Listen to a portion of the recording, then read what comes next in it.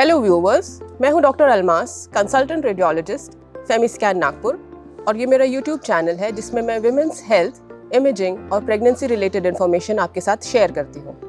हमारे साथ जुड़े रहने के लिए हमारे चैनल को ज़रूर सब्सक्राइब करिए और बेल आइकन पर क्लिक करें।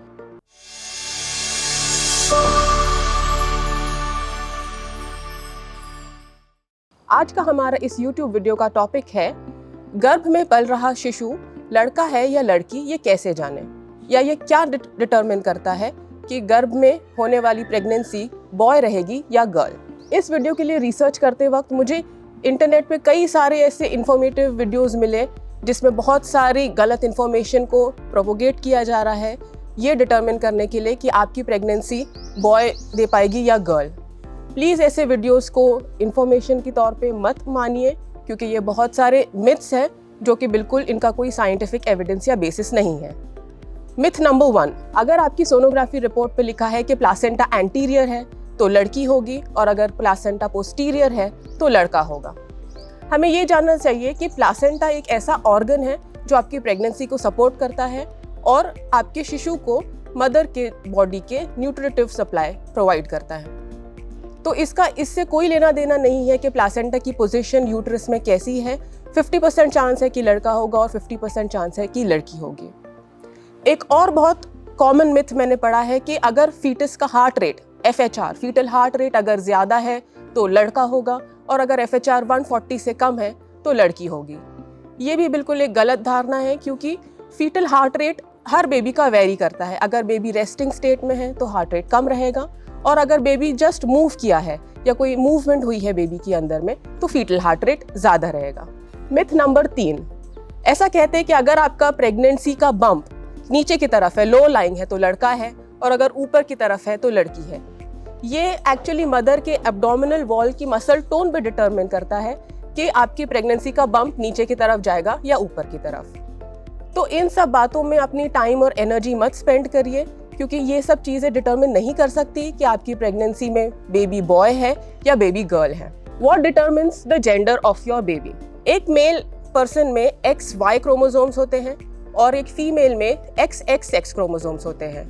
तो जब फर्टिलाइजेशन होता है तो फीमेल की बॉडी में जो एग्स रहते हैं वो सारे X क्रोमोसोम्स में रहते हैं, और जब शुक्राणु जो स्पर्म्स रहते हैं मेल बॉडी से रिलीज होते हैं उसमें 50% X क्रोमोसोम्स रहेंगे और 50% Y क्रोमोसोम्स रहेंगे। तो ये एक्चुअली फादर का जेनेटिक मेकअप डिटरमिन करता है कि कौन सा स्पर्म X या Y ओवम को या एग को फर्टिलाइज करेगा, और जो हेल्दीएस्ट स्पर्म रहता है वो X भी हो सकता है या Y भी हो सकता है, वो एग को फर्टिलाइज करके एक बेबी बनाएगा। सो ये एक हाईली स्पेशलाइज्ड प्रोसेस है जिसको हम किसी भी तरह से, कोई भी एक्सटर्नल इन्फ्लुएंस से डिटरमिन नहीं कर सकते कि कौन सा स्पर्म आपके एग को फर्टिलाइज करेगा। इसलिए आप ये जानिए ज़रूर कि कोई भी तरह की मेडिकेशन, चूर्ण, calendars, Chinese calendars, zodiac calendars, timing of conception नहीं डिटरमिन करेगा कि लड़का होगा या लड़की होगी। अब जब अल्ट्रासाउंड इंडिया में पहली बार इंट्रोड्यूस हुआ था तो ऐसा कुछ इलीगल नहीं था सेक्स डिटर्मिनेशन हमारी कंट्री में। बाहर विदेश में अभी भी सेक्स डिटर्मिनेशन किया जाता है और बहुत फ्रीली करते हैं, बट क्यों हमारी गवर्नमेंट को इसे बैन करना पड़ा? 1991 के सेंसेक्स से देखा गया कि there was an alarming decrease of sex ratio. 1000 boys के बदले में 918 गर्ल्स, ऐसा रेशियो का इम्बैलेंस हो गया था just because prenatal sex determination किया जा रहा था और इलीगल अलार्मिंग तरीके से सेलेक्टिव फीमेल फीटिसाइड हो रहा था, जिसकी वजह से फीमेल सेक्स रेशियो बहुत ज़्यादा कम हो गया था।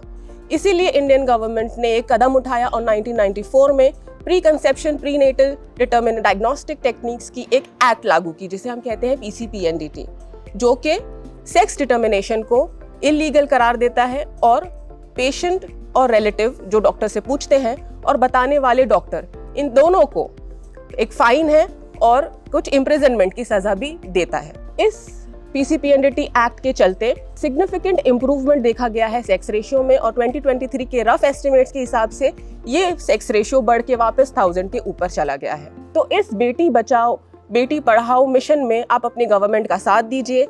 ऐसे कोई भी बेसलेस नॉन साइंटिफिक एविडेंस और वीडियोस के ऊपर मत पढ़िए। एज पेरेंट्स हम समझते हैं और जानते हैं कि आपके अंदर एक नेचुरल क्यूरियोसिटी और उत्सुकता रहती है जानने के लिए कि आपको लड़का होगा या लड़की होगी, लेकिन आपकी प्रेगनेंसी एक ऐसा ब्यूटीफुल फेज है जिसे आपने एंजॉय करना है और इस स्ट्रेस में बिल्कुल नहीं पड़ना है कि लड़का होने वाला है या लड़की, क्योंकि एक हेल्दी बेबी ही एक बहुत बड़ी ब्लेसिंग है। तो आपका बेबी हेल्दी रहे, सुरक्षित रहे, खुश रहे, नेक काम करे, यही हमारी आपके लिए कामना और दुआ है। Thank you.